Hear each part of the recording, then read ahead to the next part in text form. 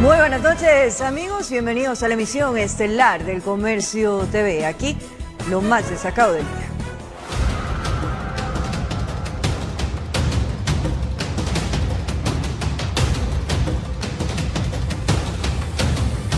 Avanza el proceso de identificación de los cadáveres de los reos asesinados en la penitenciaría del Litoral. Faltan reconocer 8 cuerpos de las 62 víctimas de la masacre. Los 54 restantes ya han sido entregados a sus familiares. Eduardo González acude constantemente al Laboratorio de Criminalística y Ciencias Forenses de la Policía en busca de información sobre su hijo. Necesita confirmar si uno de los cadáveres que están en proceso de identificación es el de su vástago. Sería una de las alegrías más grandes que yo llegara a tener, que mi hijo estuviera vivo.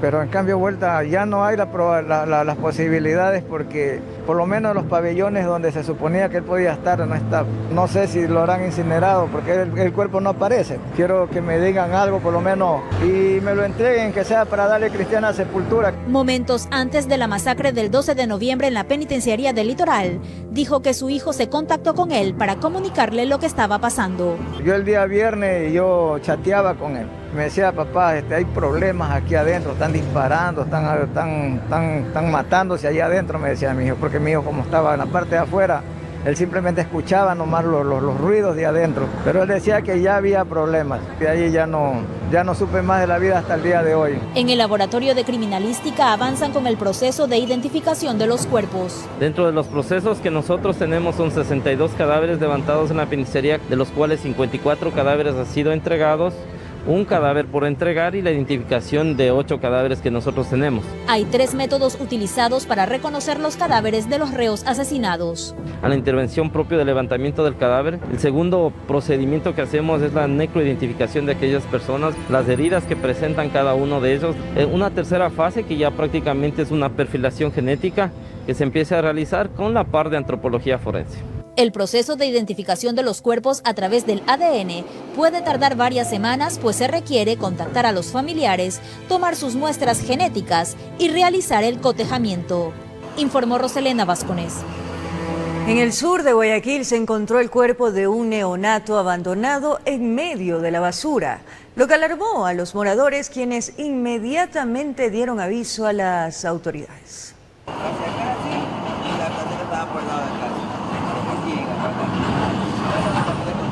El cuerpo estaba envuelto en una sábana y el mismo fue descubierto por un reciclador en medio de la basura, quien se encontraba en el sitio buscando botellas plásticas.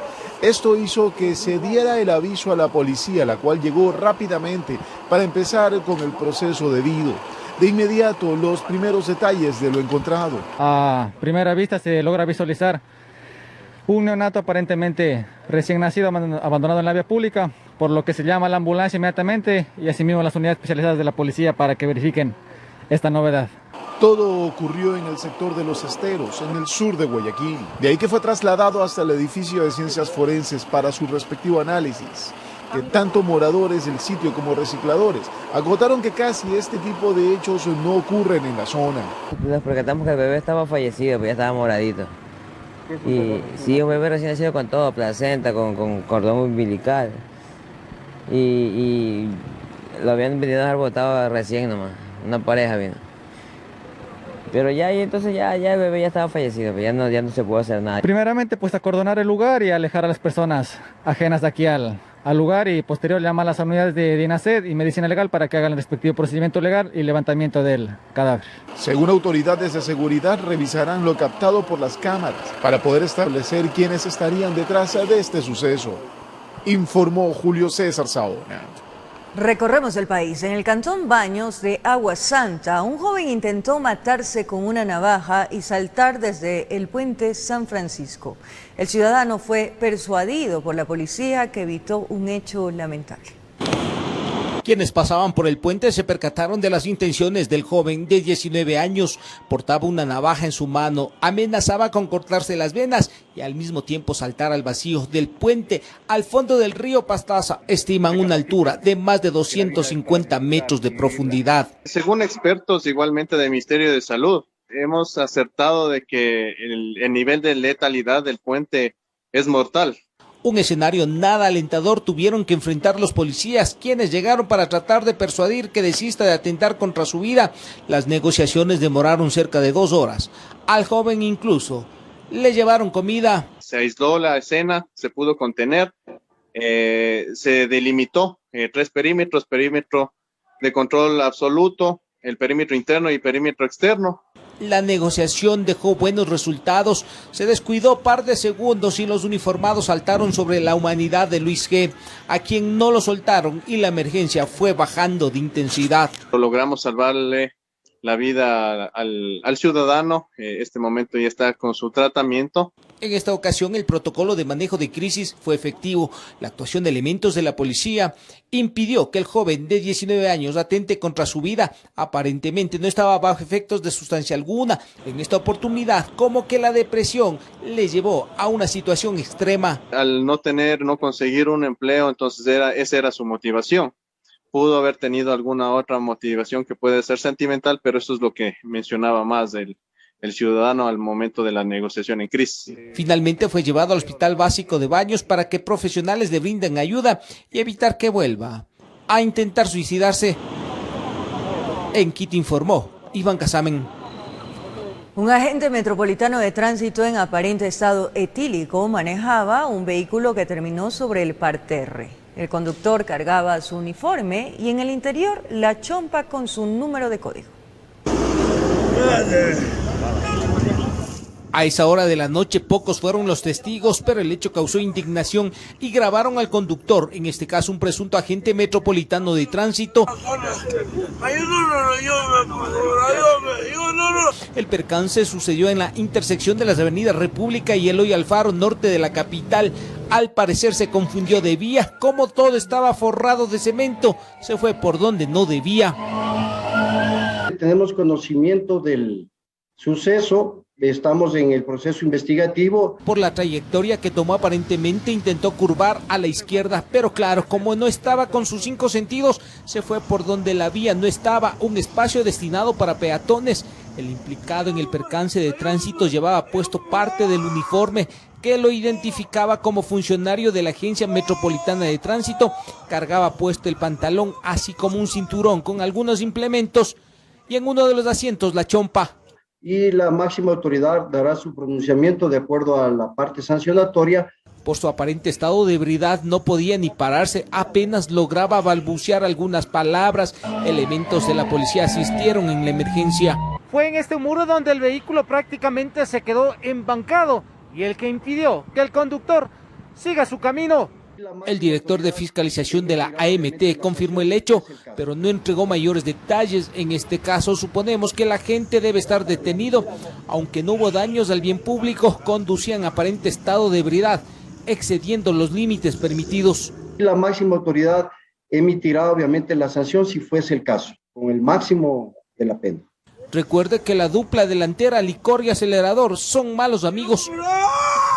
En Quito informó Iván Casamen. Como lo anunciamos, hasta el momento 12 chivas quiteñas tienen la autorización para transitar por las calles de la capital durante estas fiestas. El COE Nacional autorizó el 100% de aforo para este tipo de transporte. Sin embargo, recalcaron que se realizarán controles de bioseguridad, aforos y control del consumo de bebidas alcohólicas. Sin duda que una de las tradiciones más coloridas de los quiteños para festejar a la carita de Dios es pasear, farrear y disfrutar por las calles de la ciudad subidos en una chiva, al son del chullita quiteño y la banda popular. Para este año, esta actividad sí se podrá realizar, pero guardando las respectivas medidas de bioseguridad. Hemos realizado el control conjuntamente con la DRAF, la Dirección de Matriculación, para que obviamente se les otorgue el permiso de operación a cada una de las chivas. La Agencia Metropolitana de Tránsito realizó la revisión técnica vehicular e inspecciones de señalética adecuada en cada una de las unidades para otorgar los permisos pertinentes. Están establecidas las rutas establecidas desde la Avenida República de El Salvador hacia el centro histórico y su retorno. Marco Espinosa, director de fiscalización de la AMT, expresó que hasta el momento 12 chivas están autorizadas para circular en la ciudad, pero que aún están en proceso de revisión otras 20 más. Y obviamente, de acuerdo al requerimiento y al control que hace la DRAP, ellos obtendrían los permisos en el transcurso de hoy a mañana. Pese a que el aforo permitido es del 100%, Elizabeth Peñafiel, dueña de una chiva, comentó que recomienda a sus clientes no exceder del 90% del mismo. En el caso de mi chiva, que tiene capacidad para 40 personas, yo les pido que solo entremos 30. A su vez, expresa que previo a la contratación del servicio advierte a todos los usuarios que tengan el carnet de vacunación y el uso obligatorio de la mascarilla. Sí, les consultamos y ellos nos indican que tienen las vacunas. Entonces eso nos da seguridad de parte y parte. Las autoridades expresaron que existirán puntos fijos y móviles para controlar el cumplimiento de la normativa y advirtieron que el consumo de las bebidas alcohólicas está prohibido durante el viaje. No está permitido temas alcohólicos, porque obviamente estaríamos incumpliendo ya en temas de bioseguridad al sacar la mascarilla y estaríamos ya rompiendo los protocolos. Los representantes del servicio invitaron a la ciudadanía a disfrutar de estas fiestas con responsabilidad, en chivas autorizadas y cumpliendo con las medidas sanitarias, informó Mauricio Sánchez. En enero del 2022, el gobierno iniciará con la vacunación de una tercera dosis de refuerzo contra el coronavirus para toda la población. La ministra de Salud se refirió también a los protocolos de control para la reapertura de la frontera con Colombia. Buenas noticias para los ecuatorianos. Toda la población recibirá una tercera dosis de refuerzo de la vacuna contra el COVID-19. Así lo confirmó en un conversatorio virtual con los medios de comunicación la ministra de Salud. A partir de enero lo haremos progresivamente a aquella población que ya recibió su segunda dosis. Para la inoculación se continuará con el sistema del plan de vacunación, siendo los primeros en recibir su tercera vacuna aquellos que tengan hasta 8 meses de haber recibido la segunda inoculación. Es decir, aquellas personas que recibieron la última dosis entre 6 y 8 meses. Luego, nosotros tenemos que cubrir a las personas más vulnerables. Durante los primeros días del 2022, el gobierno recibirá un nuevo cargamento de inmunizadores con los cuales se dará continuidad a las terceras dosis del refuerzo poblacional. Tenemos 3 millones de vacunas que llegarán entre enero y febrero del próximo año. La ministra también se refirió a la reapertura fronteriza con Colombia. Para ella aseguró que las carteras de salud de ambos países trabajarán en conjunto estableciendo protocolos de control. Las personas podrán pasar en la frontera utilizando su carnet de vacunación en el cual se evidencie que existe una vacunación completa. Si es que las personas no quieren vacunarse, porque la vacunación es libre, pues tendrán que presentar un certificado de PCR. Para evitar un brote epidemiológico, a partir del 1 de diciembre se desplazarán brigadas de vacunación a los límites fronterizos. Con estas estrategias, se plantea una reapertura segura del comercio bilateral sin descuidar la salud de los ecuatorianos. Con la realización de Paola Castillo, informó Ismenia Solórzano. En Ecuador, la tasa de ausentismo en vacunación contra el COVID-19 para segundas dosis ya alcanza el 10%. Y aunque este porcentaje no se compara con países como Europa, que viven un fuerte repunte de contagios, desde la comunidad médica ecuatoriana se insiste en exigir el carnet con el esquema completo de vacunación. Las restricciones y exigencias del carnet de vacunación para ciertas actividades cada vez aumentan según la normativa de cada país. Conversamos con Javier Aguirre, un ecuatoriano que vive hace algunos años en el estado de Nueva Gales del Sur, Australia. Afirma que portar su carnet de vacunación se ha vuelto indispensable para su vida en el extranjero. Estoy alrededor de 2 años y medio acá en Australia y para las personas que ahora no tienen la vacuna, las restricciones son bastante grandes. Se les va a dificultar encontrar puestos de trabajo porque casi en todos los puestos de trabajo necesitas tu certificado de vacuna de las 2 dosis. También el tema de los restaurantes y de los bares y de los centros comerciales. Y aunque actualmente Australia liberó algunas restricciones de movilidad y apertura de fronteras, los pasajeros que deseen viajar deben demostrar que recibieron el esquema completo de vacunación. La salida del país, si es que sales del país y quieres volver acá sin vacuna no vas a poder. Casos también como Alemania y Reino Unido que han optado por la obligatoriedad del carnet de vacunación para personal médico. Esto frente al alto ausentismo de la población en acceder a la vacuna, hecho que explica el médico epidemiólogo Daniel Simancas, sería una decisión que afecta a toda la población. La persona que no está vacunada permite que el virus siga pasando de persona a persona. En realidad las vacunas no evitan el contagio, pero disminuyen carga viral. Y entonces estas personas se convierten en contagiadores, perpetúan la pandemia, es decir, pueden ser fuente de mutaciones. Si bien América Latina y el Caribe reflejan exitosos avances en la vacunación, en el caso de Ecuador, los datos muestran que tan solo el 67% de la población tiene la segunda dosis. Nos ubica también porque necesitamos quizá con segunda dosis estar en estos momentos en un 80-85%. Las personas que no acuden a colocarse la segunda dosis también es preocupante. Hay más o menos un 10% que no quiere vacunarse la segunda dosis. La población joven entre 12 a 17 años y 18 a 24 años serían las que mayor ausentismo presentan. La advertencia de la comunidad médica insiste en que una sola dosis no sería suficiente ante la llegada de nuevas variantes que cada vez son más agresivas, informó Caterine Aguirre. En otro tema, en Riobamba, autoridades encontraron 2 galpones llenos de alimentos escolares del año 2016. El ARCSA realizará un informe para que Contraloría y Fiscalía realicen las respectivas investigaciones. El cuadro era impresionante. Miles de cajas llenas de paquetes de galletas y fundas decoladas con el logotipo del Ministerio de Educación que formaban parte del alimento escolar y hacían embodegadas en 2 galpones, ubicados en el Parque Industrial de Riobamba, donde la Agencia Nacional de Regulación y Control Sanitario ARSA evidenció que habían roedores muertos por doquier, veneno entre los productos que fueron consumidos por ratas y palomas. Se ha ordenado inmediatamente el deserrajamiento y también el lanzamiento de los bienes, pero por lo tanto al existir bienes que son de consumo humano nosotros no podríamos dejar que estos bienes pasen directamente a un botadero de basura o un vertedero de basura. Venían de vez en cuando con los inspectores, yo no sé, del Ministerio de Salud Pública o de Educación, hacer las inspecciones que esté correctamente guardado y nosotros pensábamos que estaba bien todo. En las etiquetas se puede evidenciar que el producto fue elaborado en el 2016 y se caducó en el 2017, es decir, se estaría hablando que los contratos para la adquisición y repartición del alimento escolar lo hicieron en la época de Correa.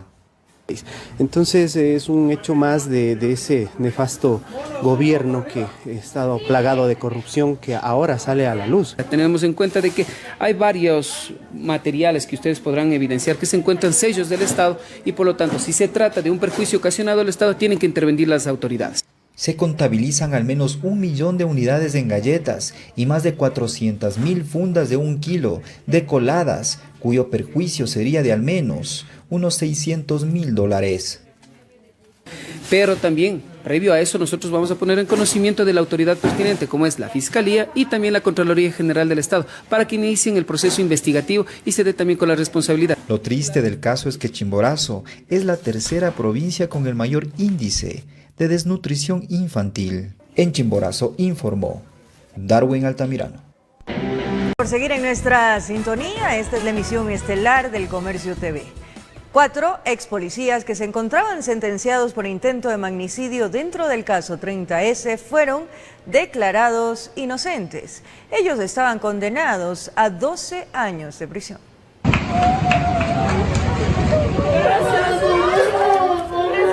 Este hombre a quien observa en pantalla es el ex policía Luis Guanotásiga. Él, conjuntamente con 3 compañeros que también eran de la Policía Nacional, fueron declarados inocentes del delito de tentativa de magnicidio. ¿Por qué me hicieron tanto daño? ¿Por qué? ¿Por qué?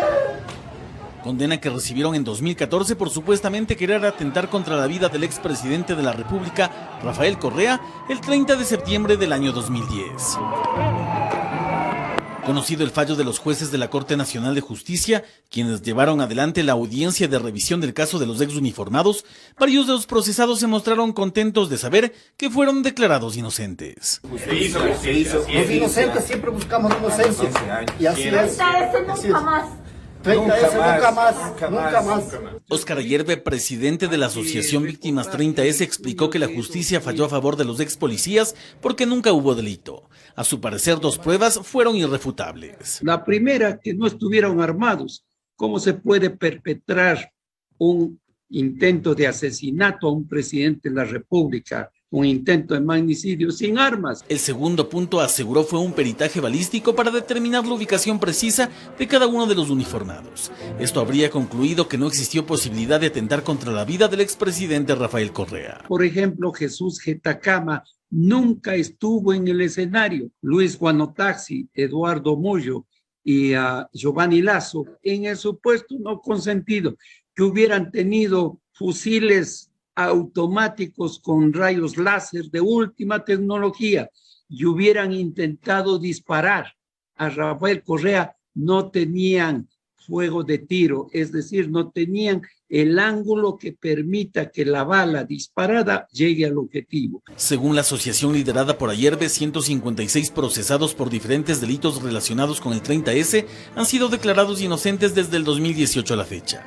La organización del mencionado organismo no descarta que más adelante se inicien procesos en cortes nacionales e internacionales por los hechos que al día de hoy han visto justicia. Informó Javier Rosero.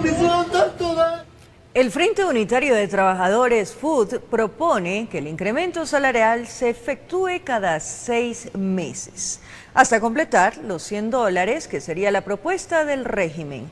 Al respecto, Patricio Donoso, ministro del Trabajo, indicó que oficialmente no les han presentado ninguna propuesta. A pesar de no ser uno de los artífices del Consejo Nacional de Trabajo y Salarios, el Frente Unitario de Trabajadores FUT eleva propuestas en relación al análisis para el incremento anual del salario básico unificado, tomando en cuenta el ofrecimiento del jefe de Estado Guillermo Lasso. Que cuando cumpla, no los 4 años, los 2 años, se alcance los 500 ofrecidos por el presidente de la República. Que sean los $100 divididos a pagar cada 6 meses.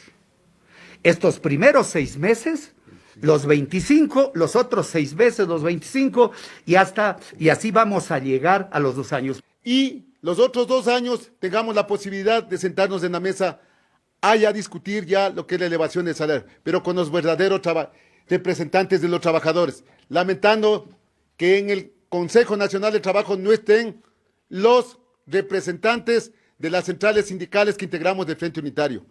Expresan su malestar porque para el sector sindicalista cada año, al contrario de velarse por los intereses de los trabajadores, se estaría afectando su bolsillo. Y entonces, al no haber una política general de sueldos y salarios, no permite acortar la brecha entre el costo de la canasta básica familiar y el salario. Al respecto, Patricio Donoso, ministro del Trabajo, prefiere ser cauto sobre la iniciativa del FUT. Yo no voy a pronunciarme antes de que recibamos formalmente alguna propuesta. Así arribamos a la recta final. La próxima semana, el martes 30 de noviembre, será la última reunión donde trabajadores y empleadores deberán presentar sus propuestas definitivas. De no haber acuerdo el próximo martes, el gobierno, a través del Ministerio de Trabajo, tomará su decisión. ¿En base a qué? Tomará su decisión una vez que reciba las propuestas. Estamos tratando de que, en forma absolutamente democrática y amigable, las partes se pongan de acuerdo previamente. Para el efecto se tomaría en cuenta la inflación del 2021, que no superaría el 1,8%, con lo que el alza sería de $5. Es decir, el salario básico pasaría de $400 a 405. Informó Héctor Romero. A través de un comunicado, el expresidente Lenín Moreno respondió al exhorto que hizo la Asamblea Nacional, misma que le pedía su regreso al país. Moreno aseguró que se quedará un tiempo más en el extranjero como colaborador de la Organización de los Estados Americanos.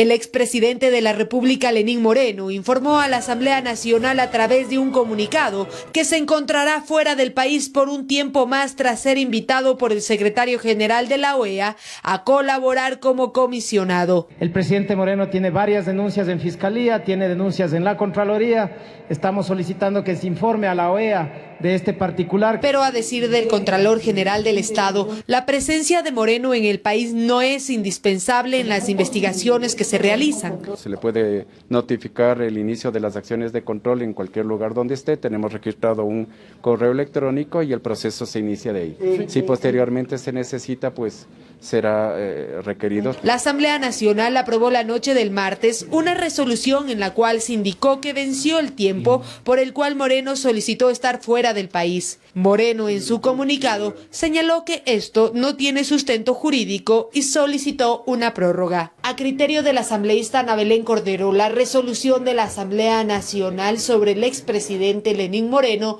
no trasciende. Porque es de eso, es una pasadera de tiempo, no tiene ningún efecto jurídico para que se pueda obligar al expresidente Lenín Moreno volver al país. Era de que se tomen acciones cuando él estaba aquí en el país, no de llorar sobre la leche derramada. Informó Valeria Navarro.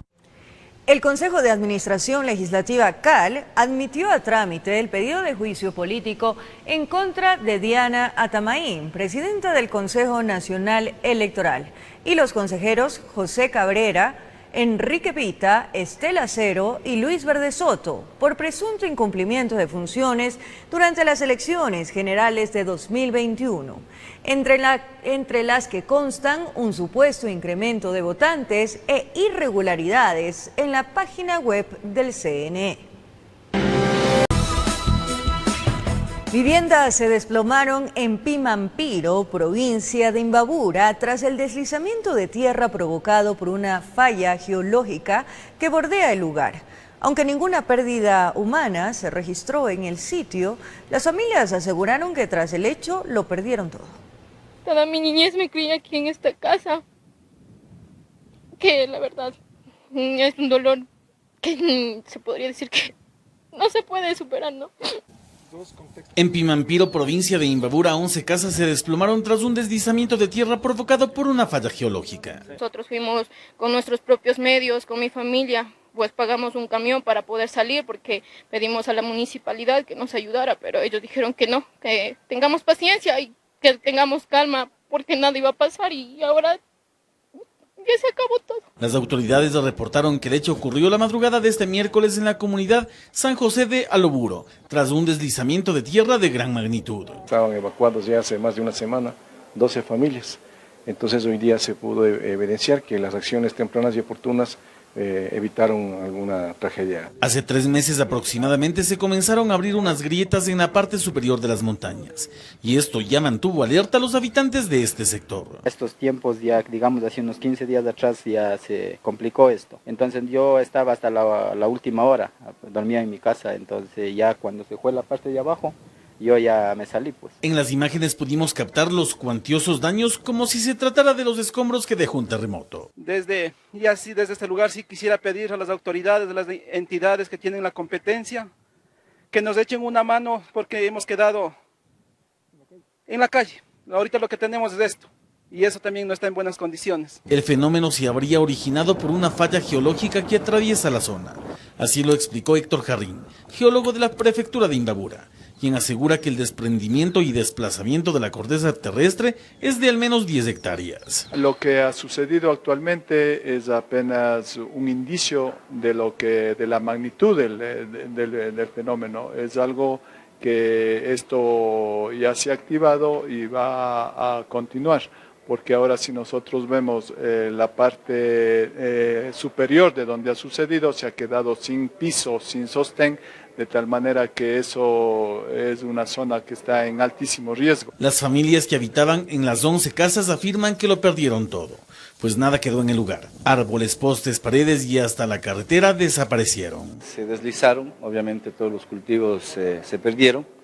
Habían en estos espacios invernaderos que obviamente se destruyeron, viviendas que igualmente con el deslizamiento destruyeron, son inhabitables. Las víctimas vieron que el deslave era inminente y fueron evacuados a tiempo. No se registraron fallecidos, pero la emergencia continúa, ya que según los expertos aún existe riesgo de posibles deslizamientos en los próximos días. Con realización de Amparito Rosero, informó Javier Rosero. El propietario de un taller automotriz ofreció reparar los daños del vehículo que fue afectado por la caída de rocas, producto del temblor que sacudió a Quito. El dueño del carro se contactó y agradeció el gesto, quien no pagará un centavo por la reparación de su auto. Cuando Javier Pontón se enteró que el movimiento telúrico afectó a un vehículo por la caída de rocas en el ingreso del túnel de Guayasamín, no dudó en extender la mano para ayudar al dueño del auto. A través de redes hizo el llamado y el ofrecimiento llegó a oídos del dueño del carro y compromiso en marcha. Sabemos que un auto para la mayoría de gente es una herramienta de trabajo y nosotros tenemos las posibilidades de poder ayudarlo.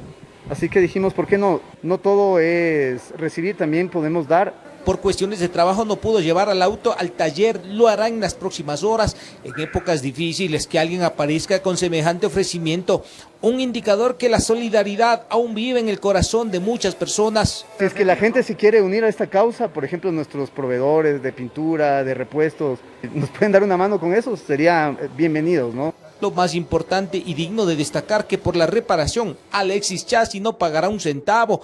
Todo correrá a cuenta del propietario del taller. El valor sobrepasaría los $1,000. V8 va a correr por todos los gastos de mano de obra, repuestos y todo lo que tiene que ver con la reparación. El día que la tierra tembló, Alexis fue sorprendido al interior del vehículo. Fueron segundos que hicieron la diferencia entre la vida y la muerte. Una enorme roca cayó sobre el auto, dañando parte de la carrocería. Empezó a mover la montaña, se llenó una nube de polvo y lo que yo en mi desesperación, que ya me caían las piedras encima, intenté moverla al auto. Lo que ya no avancé, me salí, me puse al frente del auto, lo único que el auto reciba el impacto, porque sí fue un momento de angustia y de mucha desesperación.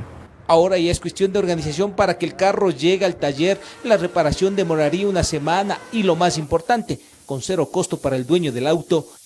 En Quito informó Iván Casamen. Momento de despedirnos, amigos televidentes, y de descansar. Gracias por su compañía, cariño, pero sobre todo fiel sintonía. Un abrazo.